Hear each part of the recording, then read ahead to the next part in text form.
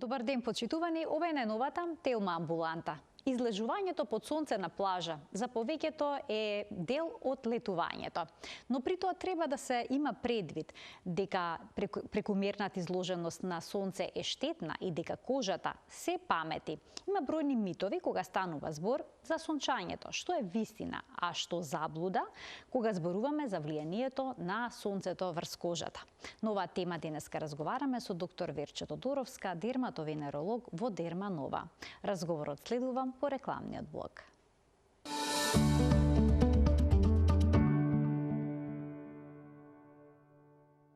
Многу пати сме слушнале дека треба да се пазиме од сонцето, но за повеќето штетното влијание на сончевите зраци е нешто што се потценува и сметаат дека изгорениците на кожата се составен неизбежен дел на летувањето. Има бројни митови поврзани со влијанието на сонцето врз кожата, односно со сончањето, и токму за нив денеска разговараме со доктор Верче Тодоровска, дерматовенеролог во Дерма Нова. Докторке, добре ни дојдовте во студиото на Телма. Добар ден. Добар ден, благодарам на поканата. Веднаш ќе започнеме со нешто што е дел од секојдневното убедување кога зборуваме за сончањето, а тоа е: солариумот е одлична подготовка за море. Значи, вистина или заблуда, докторке? Иако солариумите се помалку се популарни, сепак и понатаму има луѓе кои што на таков начин одлучуваат да ја подготат својата кожа за плажа, за сонце, и смета дека на таков начин се намалува шансата за изгореници. Па вистина или заблуда? Да, за жал, ова е едно од најголемите заблуди и нешто што е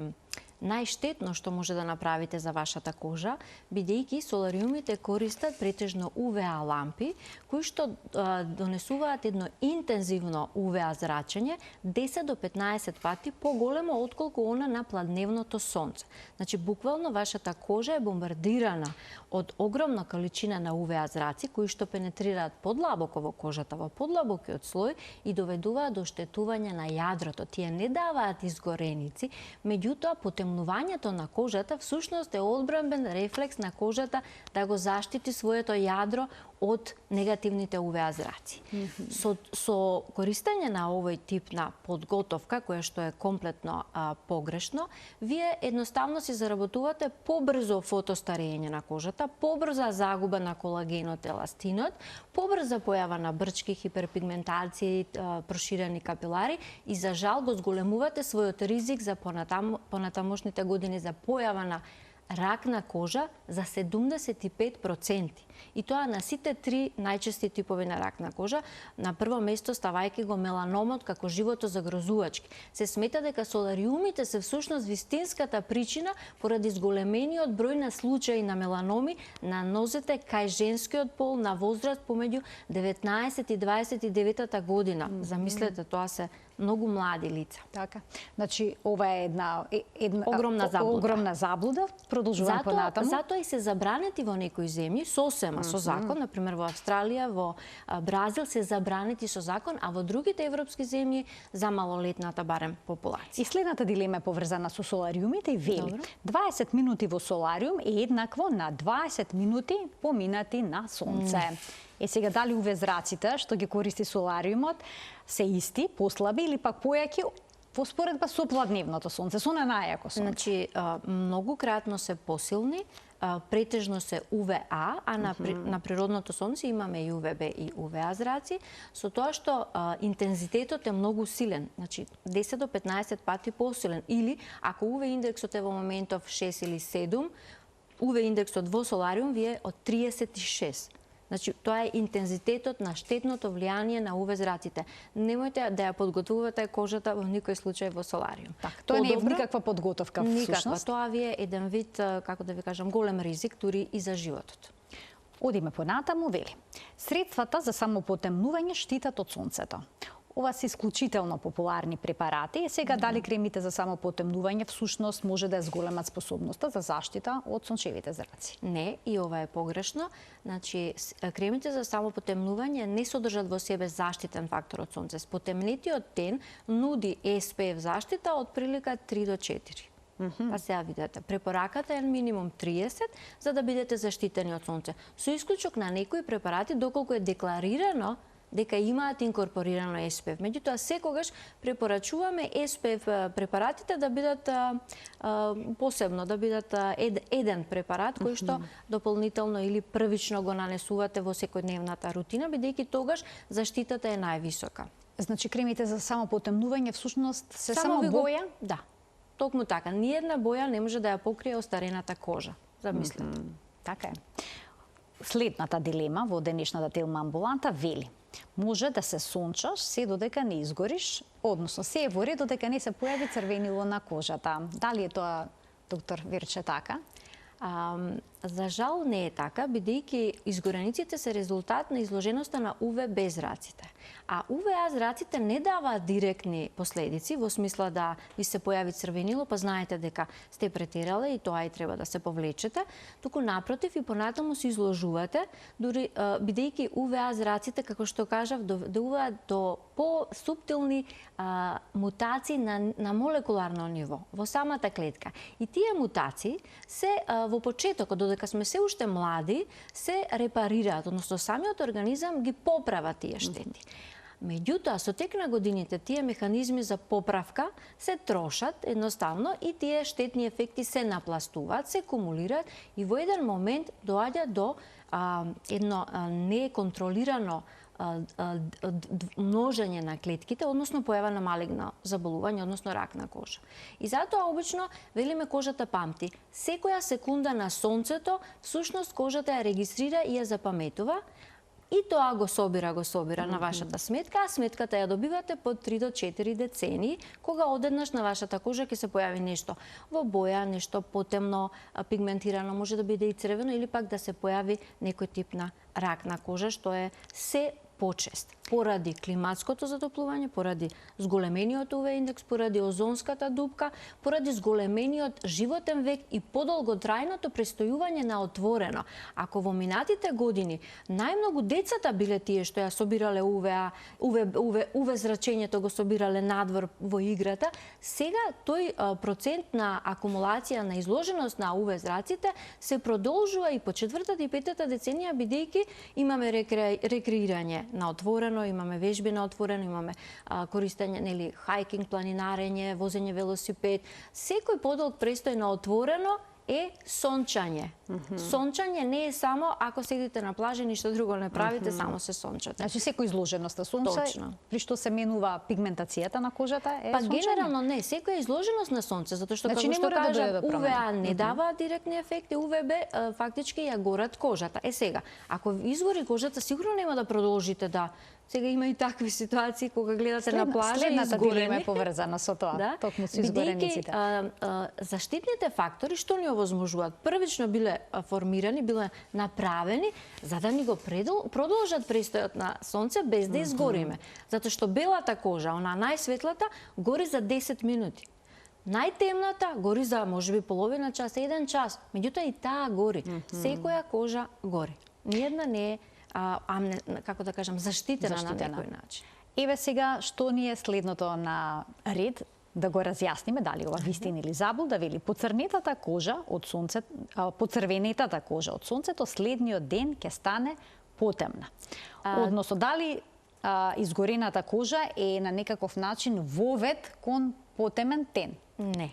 Бидејќи посветлите типови на кожа, Фицпатрик е 1 и 2, поготово 1, тоа се оние со црвеникава коса, со пеги или со многу светли очи, сини очи, зелени очи, светла коса, тие немаат доволно меланин во својата кожа и затоа се толку чувствителни на сонцето, бидејќи меланинот е тој што не штити од сонцето, затоа потемнуваме. Меланинот едноставно се распоредува како капа над јадрото и не штити од УВ зрачењето. Кај светлите типови нема доволно меланин и затоа тие немаат заштита и за 10 минути ќе изгорат. Тука нема да настане потемнување. Тие само ќе изгорат и ќе се излупат и ќе заработат многу лоша прогноза за понатаму во животот со ризик за рак на кожа. Потемните типови на кожа. Например, во нашата земја најчесто се со кафена коса и кафени очи или Фицпатрик тип 3, тие имаат два подтипа. Едни потемнуваат лесно, без да изгорат, и одржуваат тој тен, додека други потемнуваат, ама секогаш горат претходно. Така да не ви е гаранција ако изгорите дека ќе потемните. Немојте да горите, немојте да се печете на сонцето. Многу е штетно. Доколку кожата изгори, секогаш ќе се излупи? Да. Тоа е едноставно. Тоа штетена кожа. Тоа комплетно. А велате дека потемнетата кожа исто така покажува до кој степен е оштетена. Тоа е всушност дека е показател за оштетеност. Всушност тоа Онако покажува. што тежнееме всушност кон потемен тен, веќе не треба да тежнееме, значи треба да имаме здрав тен.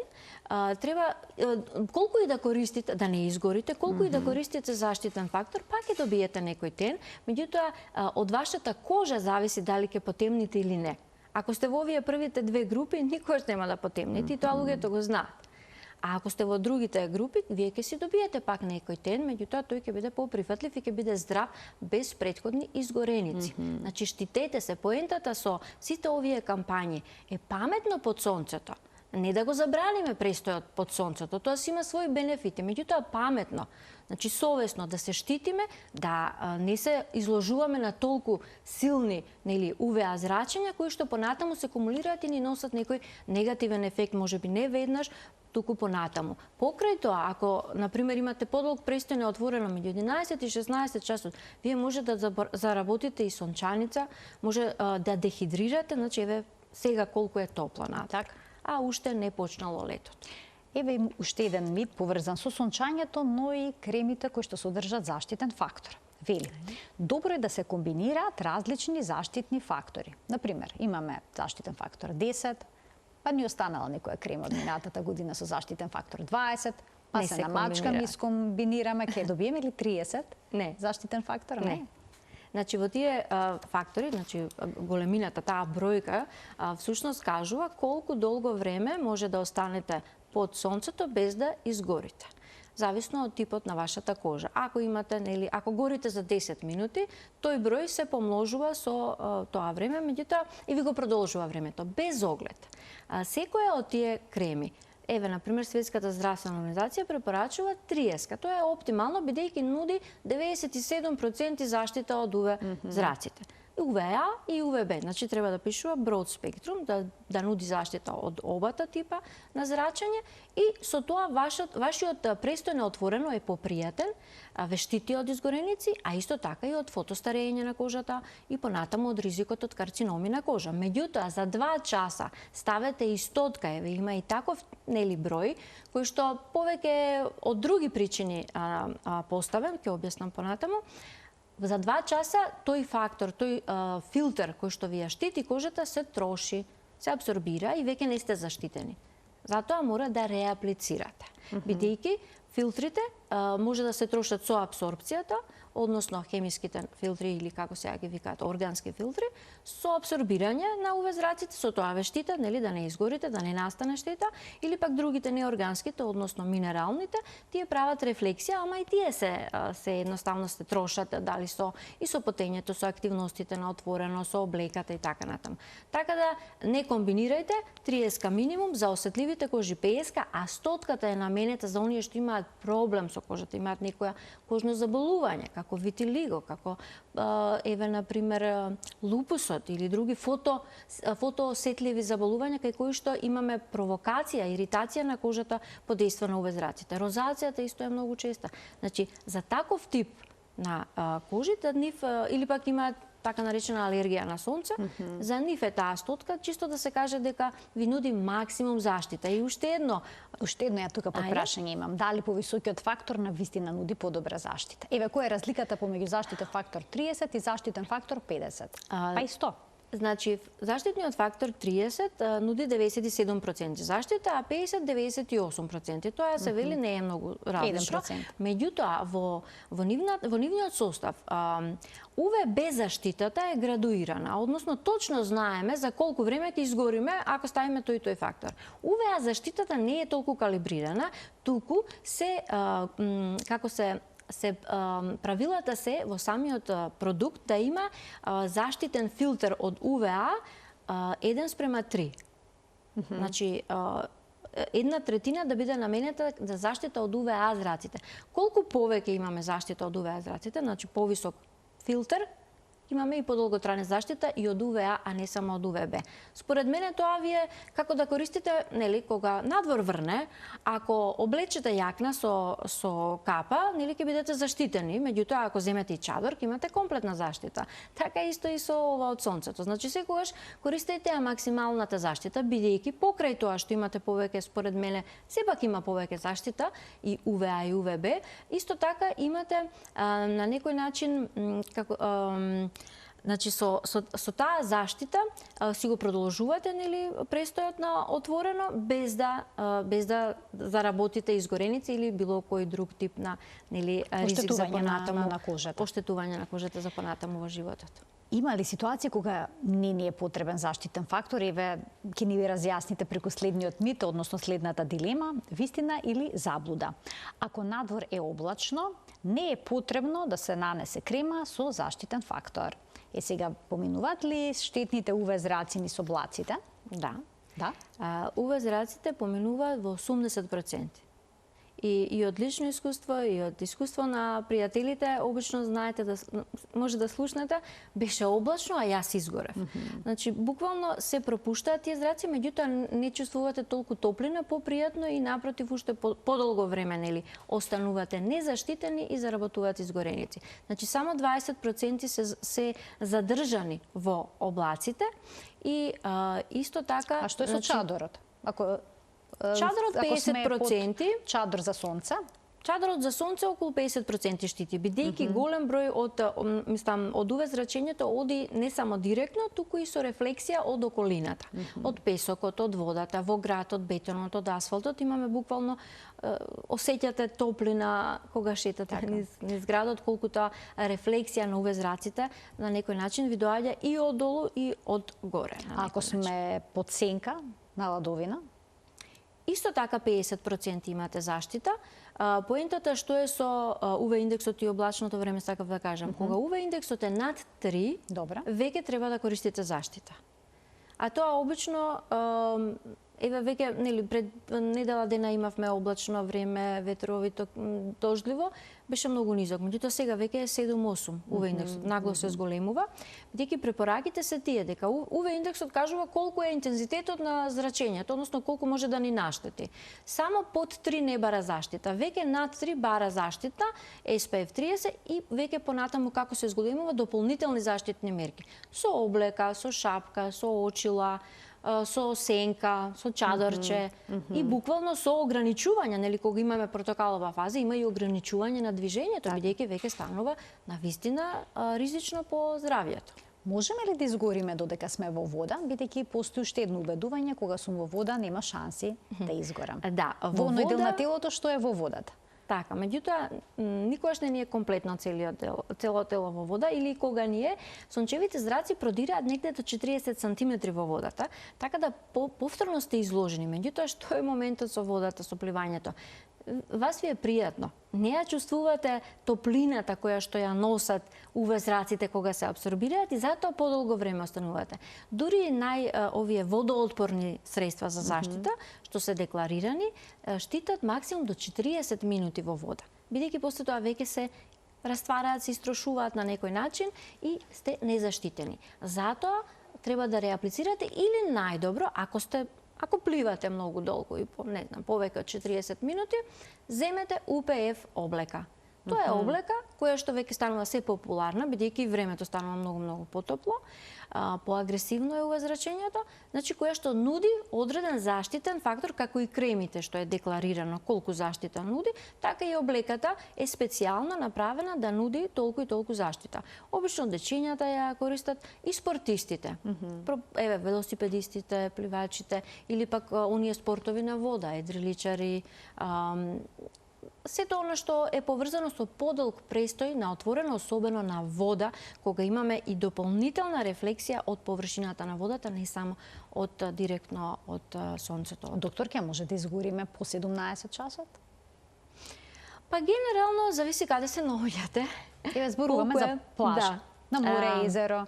Не би покрај требало, базен, така? меѓутоа сепак препорачуваме да имате заштита. Едноставно самата кожа ќе ви каже. Најчесто е попријатно во тие делови од денот и затоа нели UV индексот паѓа и затоа препорачуваме нели тој период од 11 до 16 часот да се избегнува.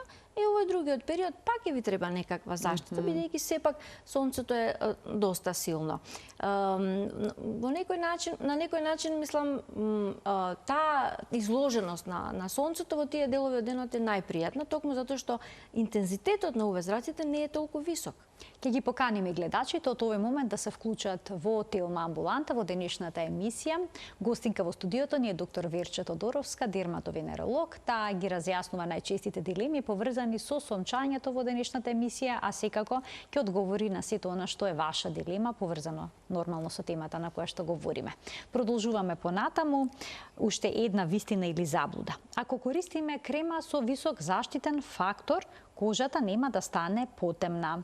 Па докторе, ке можеме ли да постигнеме не посакуваниот тем, но малку по-добра боја на кожата да имаме ако користиме висок заштитен фактор? Секако. Затоа што меланинот малку пак ќе потемна заврши својата работа, а ќе имате малку потемна боја. Мислам, не може време да се за тоа вратите потребно? бели од одмор. Бели ќе се вратат оние што имаат бела кожа, Фицпатрик тип 1, како што ви кажав, со пегички, со црвена коса. Сите останати добиваат одредена нијанса, која што според мене е доволна. Мислам, битно е да се штитите, да не се изложувате на ризично однесување тоа. Темниот тен не е преценет според мене, затоа што едноставно со тоа имате оштетување на кожата, значи го забрзувате тој процес на фотостарење, колагенот и еластинот се губат побрзо, се јавуваат флеки, пигментации, проширени капилари и на крајот ризикот за карциноми на кожа си го на некој начин го двоен, повеќе од 50% го зголемувате. Така да тој атрактивен тен во еден мал период во младоста, на некој начин скапо го плаќате, бидејќи понатаму со тек на годините, после 4-та, 5-та деценија, ќе видите до што довел тој тен. Затоа велат кожата памти. И најдобрата препорака што велиме 50 годишните жени си ја даваат на себе во 20 годишната јас, нели? Користи SPF, бидејќи само така ќе задржиш подолго време младешки изглед и ќе го смалиш ризикот за карциноми на кожа, кои стануваат се почести, се почести. Следната дилема е разјаснивте, вели на луѓето со потемен тен не им е потребна крема за сончење. Им е потребна, бидејќи тие може да изгорат и со тоа повторно се ставаат во ризична група и секако, добро, сега на генетиката не може да делуваме, ама ова е единствениот фактор на ризик за појава на карциноми на кожа на кој може да делуваме, зошто да не се заштитиме. Дали ова мит, што следно ќе го наведеме? Сончањето ги суши акните. Не, некои имат искуство позитивно. Кога ќе се појават на сонце, акните се повлекуваат или пак се сушат. Индиректен ефект е бидејќи кожата се брани од сонцето. На некој начин имаме задебелување на горниот слој, плюс ова со меланинот, мало потемнување, што дава и оптички поприфатлив, поестетски прифатлив изглед. Меѓутоа, тој моментален, да речеме, месец дена едно подобрување од сонцето, секако и елементот на релаксација и така натаму, дружење, самиот одмор сигурно влијае позитивно, меѓутоа, затоа потоа во септември имаме експлозија на акни. Бидејќи тој задебелен слој на некој начин ги затвара порите и потоа имаме повторно реактивација на акните. Така да за младите кои што имаат акни и во текот на летниот период, многу е битно да користат заштитен фактор од прилика 30 кој е наменет за акнеична кожа, кој што има во себе и активни состојки. Но дури и оние средства кои што се наменети за таква кожа понекогаш знаат да им направат проблем на овие. Не би требало, бидејќи најчесто се флуидни и се некомедогени. Треба правилно само да го изберете факторот.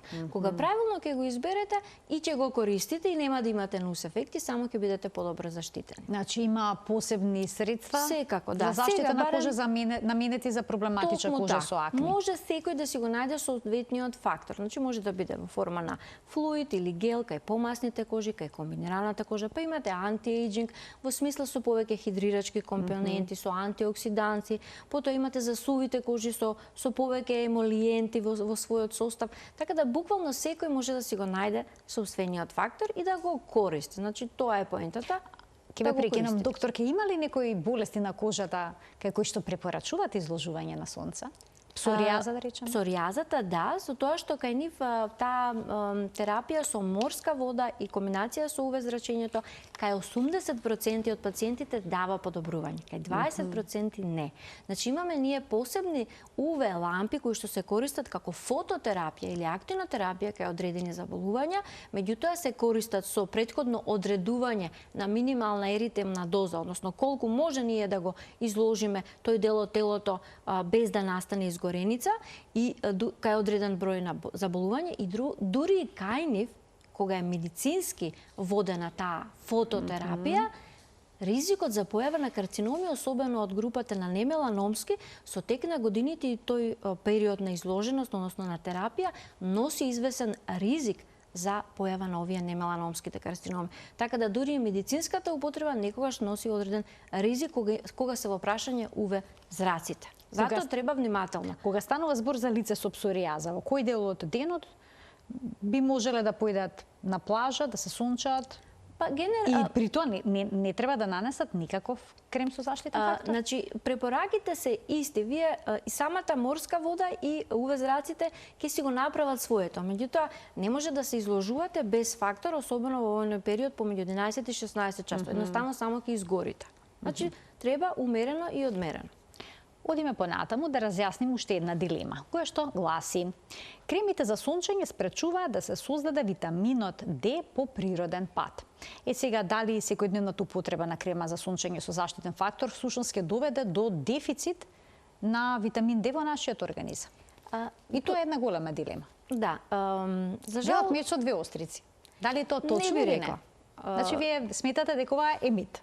Значи, генерално, витамин D ни се создава во кожата, доколку кожата не изложена 10 до 15 минути, 2 до 3 пати неделно, 20% од површината на кожата. А тоа е секојдневно. Значи, обично е во овој период, значи носете, рацете, лицето ни е изложено на сонце.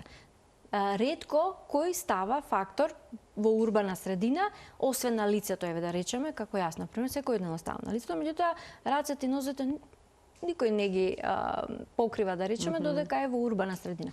Така да витаминот D ќе си го најде својот пат. Тоа е сосема доволно за да се синтетизира во доволни количества. Значи, тоа се клинички студии кои виделе за колку време се создава она количество што ни е потребно. Сепак има дефицит на витамин D во нашата популација. Да, меѓутоа тука имаме и друга приказна. Бидејќи има доста луѓе кои што имаат едноставно рецептори, помал број на рецептори. Значи тука има и некоја генетика и некои други влијанија. И уште едно прашање, дали, значи, витаминот D и да го имате во дефицит, што е многу често, меѓутоа не верувам дека е поврзано со SPF, бидејќи студиите кажуваат дека дури само 35% од луѓето користат редовно SPF. Значи, витаминот D се создава во доволни количини. Ако случајно имате недостаток, дефицит, имате суплементација. И уште еден момент, витаминот D помага во терапијата, во третманот на многу заболувања. Тоа е еден хормон кој што буквално делува антиинфламаторно, ни помага во имунолошката одбрана и така натаму. Меѓутоа, дали имате некоја студија која покажува дека редовно користење на SPF поради што дошло до намалување на витамин се развил некој тип на карцином? Не. Напротив, имате една голема група на студии кои кажуваат дека ако сте изложени незаштитено на сонце, добивате дури како со солариумите, например, кој е концентрат, 75% поголем ризик да заработите карцином на кожа. Така да тие се моите препораки. Доколку видите дека имате дефицит, слободно суплементирајте преку храната. Исто така го создаваме и она нормална изложеност нели во текот на годината ни го создава нас витаминот D. Ние на плажа сме колку 10 дена, 7 дена во годината, кога сме комплетно заштитени под наводници, нели, или изложени на сонцето. Така да мислам дека имаме гледач. Ќе му дадеме предност, малку почека. Добар ден. Се исклучил гледачот, се надевам дека ќе се јави повторно и дека ќе се вклучи во програма. На социјалните мрежи, особено на TikTok, има инфлуенсери кои што даваат најразлични препораки кои што се обично неточни, се поврзани со заштитните фактори, со кремите за сончење. Сега се циркулира едно видео каде што еден тиктокер објаснува дека кремите за сончење се канцерогени. Па сега има ли вистина во тоа или не? Дали сте прочитали некоја студија во која е докажано дека се канцерогени? Дали некој развил форма на карцином на кожа затоа што користил SPF или затоа што изгорел на сонце? Значи, буквално ова се докажани факти. Не можеме ние да се потпреме на некој тиктокер кој што, ете, така решил да каже нешто. Значи, мора да има наука, медицина зад било која од тие изјави. Имаше одредени, како да кажам, ситуации во кои што одредени производи и одредени состојки во кремите кои биле најдени во поголема концентрација беа намалени или исфрлени. Меѓутоа, за нив што е докажано? Дека се иританси, дека се естроген дисраптори, дека се потенцијално алергени. Значи, нигде не е докажано дека се канцерогени, дека предизвикале канцер. Ме сваќате? Тоа се оние три основни постулати по кои работи Environmental Working Group, која што ги стратифицира на некој начин производите, дали се поволни, дали се добри за користење или не. И во таа, отворете на интернет, ќе видите дека, например, купката за деца има фактор на штетност 8. А авобензонот, кој е една од тие извикани sun protection филтри, има штетност, фактор на штетност 2. Зошто? Затоа што купката има содиум лаурел сулфат, која што е потенцијално иритирачки делува, може да предизвика алергија. Значи, тоа се тие некои според кои што се тие стратифицирани. Немаме докажана канцерогеност на SPF фактори. Значи, такво нешто нема. Имаме гледач, ќе го вклучиме. Добар ден. Добар ден. Повелете. Вака ме интересира за кремите за само потемнување. Јас користам такви доста често и во зимниот период, па и еве сега во овој, па дали може да ми објасни докторката дали е штетно, дали има некои брендови што се поволни да се користат и нешто повеќе околу тоа. Така, ви благодарам за вклучување. Ова е актуелна тема, Да, кремите за само потемнување. На почетокот на емисијата очигледно гледачката малку подоцна се вклучила. Значи може да ги користат, подобро е тоа отколку солариумот во секој случај. Има добри продукти кои што се штетни ако се не би требало апсорбираат во кожата. Било кој продукт пред да излезе на пазарот треба да помине одредени филтри, одредени испитувања за да може да се користи. Во главном тие имаат некои природни потемнувачки својства и антиоксиданти има највеќе во нив. Така да не очекувам, не сум прочитала нешто дека се опасни и слично, меѓутоа поентата со нив е тоа да не нудат заштита од сончевите зраци и затоа треба да користите повторно SPF. Значи само го добивате тој потемен тен што го посакувате на поздрав начин отколку со користење на солариум или со претерано изложување на сонце. Одиме понатаму, имаме уште една дилема која што вели сонцето може да доведе до создавање нови бенки на кожата, на лицето и флеки. Сега, дали секогаш нивната појава е поврзана со сонцето или не? Во однос на бенките, 60% се јавуваат заради сонцето, 40% заради генетиката. Значи, доколку и тоа обично во детството. Најчесто генетиката е таа што ни диктира каде која бенка ќе се појави и во која мера ќе ги имате бенките. Имам забележано и дека кај пациентките кои што користеле солариум, имаме многу поголем број на бенки на екстремитетите за разлика од сите останати кои што имаат најмногу бенки на трупот и на лицето секако. Значи бенките се посебна категорија, тие се бенигни израстоци, не треба да се плашиме од нив, меѓутоа треба еднаш во годината да ги провериме, особено на возраст там над 18-та година, да речеме. Што се однесува до флеките, односно хиперпигментациите, тие се директно поврзани од сонцето. Значи, буквално, што е хиперпигментација? Имаме насобирање, групирање на меланин, пигментот кој ни ја дава нашата боја, тенот на кожата. Таму каде што дошло до некој оштетување, претерано, да речеме, изложеност на сонце, изгореница, воспалителен процес, или пак сте користеле лимон, лимета, етерични масла, макдонос. Значи сите оние, тоа се растителни фотосензибилизатори кои што доведуваат до зголемена, како да кажам, пенетрација на UV зраците и можност од инфламација и потоа пигментација. И исто така има внатрешен елемент кој што може да доведе до хиперпигментација и флеки, како на пример мелазмата која е во бременоста најчеста, значи хормоналниот дисбаланс, што може да се случи и кај мажите и кај жените од различни причини. Значи сонцето да, меѓутоа или има подлога или има овој на екзоген фактор во смисла на фотосензибилизатори, некористење соодветна заштита или пак ендоген фактор кога имаме хормонален дисбаланс, едноставно кожата е пречувствителна на UV зраците. Уште една дилема за разјаснување вели, само љубителите на сончањето заболуваат од рак на кожата. Дали е ова вистина или пак заблуда? Може ли да добие меланом некој што никогаш не одел на плажа? Едноставно Секако. не сака ниту море, ниту високи температури, ниту песок. Значи, генерално меланомот е рак на кожа. Најопасниот, најреткиот, значи можеби помалку од 10% од сите случаи на рак на кожа, меѓутоа повеќе од 80% од смртните случаи од рак на кожа се поради меланом.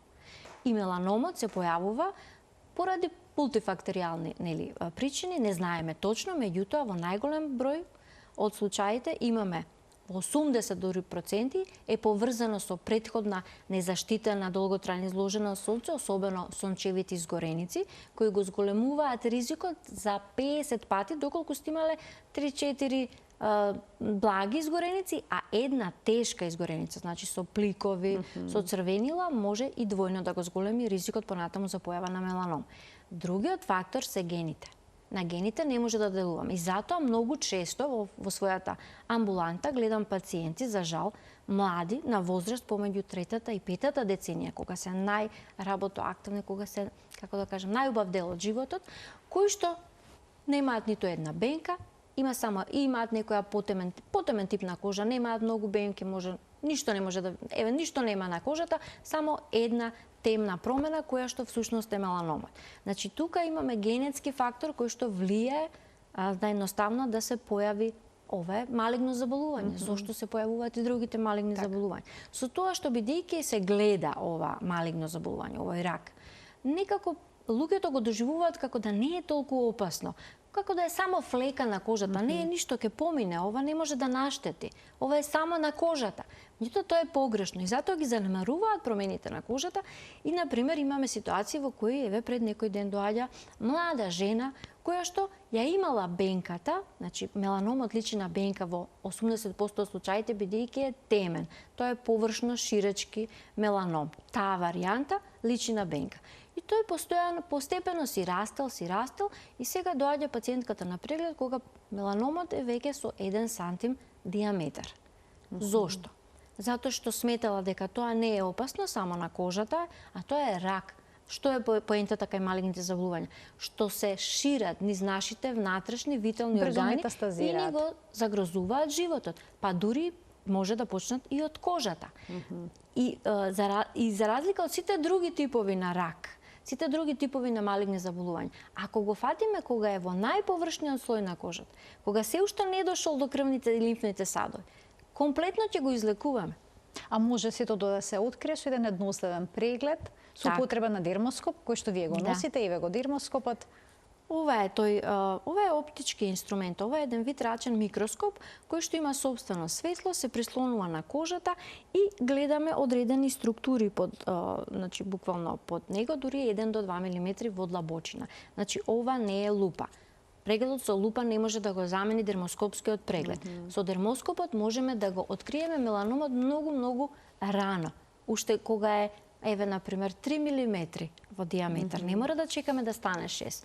Ама тоа ќе го откриеме само ако одиме на редовни прегледи, барем еднаш годишно, превентивни. Зошто се викаат? Не треба да имате причина да дојдете. Како што се превентивните прегледи за папот, за ракот на грлото на матката, ехото на дојките и така натаму. Истото направете го и со вашата кожа. Секоја бенка треба да се преглед? на Значи, кожата? кога ќе дојдете на преглед, дерматологот е должен да ја прегледа целата ваша кожа, бидејќи само на тој начин ќе може да бидете сигурни дека во моментот се е во ред.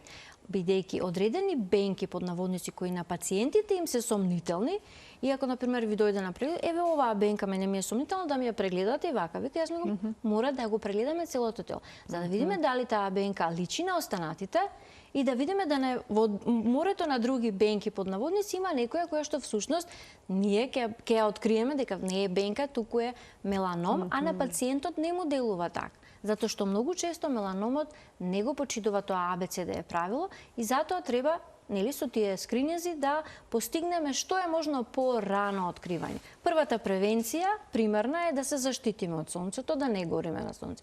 Втората е рано да го откриеме. И на тој начин сме многу понапред во борбата со меланомот. Да има што помалку смртни случаи од Дали меланомот се формира на веќе постоечка бенка или пак е нова промена на кожата? Меланомот во дури 70% од случаите, може и повеќе, се формира на претходно здрава кожа, кај што немало ништо, кај што немало бенка. Само кај 30% на веќе постоечка бенка. Меѓутоа проблемот е што кај обичниот народ секоја пигментна промена на кожата се карактеризира, се опишува како бенка. Ете тоа е. Затоа треба редовно да се прават прегледите, споминавте еднаш во годината. Еднаш, да. Сега вие имате периодов бесплатни прегледи. Да, во тек е Евромеланома кампањата, која што е паневропска кампања и кога дерматолозите организираат бесплатни скрининзи, значи тоа се превентивни прегледи за откривање на можен рак на кожа. Со тоа што оваа година, еве јас 2 дена од 10 до 18 до 16 часот беа предвидени и веќе се пополнија термините. Така да, меѓутоа има уште една хуманитарна акција за која сакам да го поканам аудиториумот, во која што ќе земе учество и Дерманова со совети како паметно под сонцето и дермоскопски прегледи, а тоа е во недела на 2 јуни на школка, повторно заедно, наменето за подигање на квалитетот на живот и инклузијата на лицата со атипичен развој. Така да повелете. Еве и ние ќе ги поканиме гледачите да бидат дел од тој настана, ние ќе го вклучиме и последниот гледач во денешната Телма амбуланта пред самиот крај на денешното издание. Добар ден за него. Добар ден. Повелете. Имам прашање до докторката. Јас имам добиено херпес. Па 4 месеца е веќе още имам болева, ако може да ми даде некоја. Така, некој совет, некој препорака, што понатаму. Да ми даде некој, да.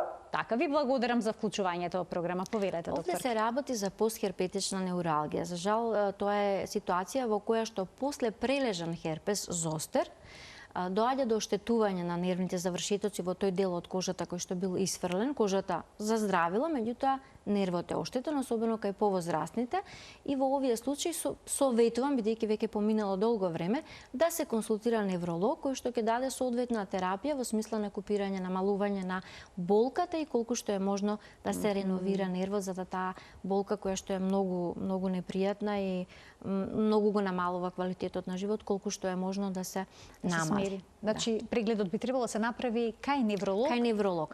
А за да се превенира ваква ситуација е неопходно штом ќе забележите таква промена. Обично зостерот е многу, како да кажам, очигледен. Значи, буквално се јавува само на едната страна од телото, никогаш не ја поминува средишната линија, во форма на регионални сипаници, замислете, буквално меурчиња, баш херпес. И се болни. Сите видел.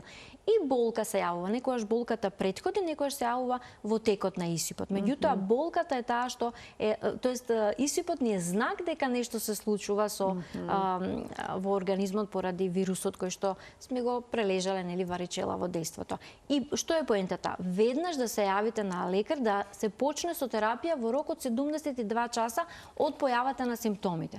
Бидејќи само тогаш може да се купира максимално и да не останат вакви последици кои што се многу тешки за понатаму за решавање. Доктор, ке ви благодарам многу за вашето денешно гостување во Телма амбуланта, за сите дилеми што ги разјаснивте во денешната емисија, бидејќи има навистина многу митови, како што може гледачите да забележат поврзани со сончањето. Ова беа само дел, ги имаш уште многу. И треба да се покрене свесноста, да се заштитиме од сонцето, за да си го зачуваме здравието. Така ми беше задоволство. Само паметно под сонцето, значи сонцето е извор на живот на нашата планета, меѓутоа Треба паметно да го користиме. Значи паметно под сонцето и ова лето. Так. Ви благодарам за гостувањето и благодарам и на гледачите што не следеа и денеска со внимание. Им посакувам пријатен ден.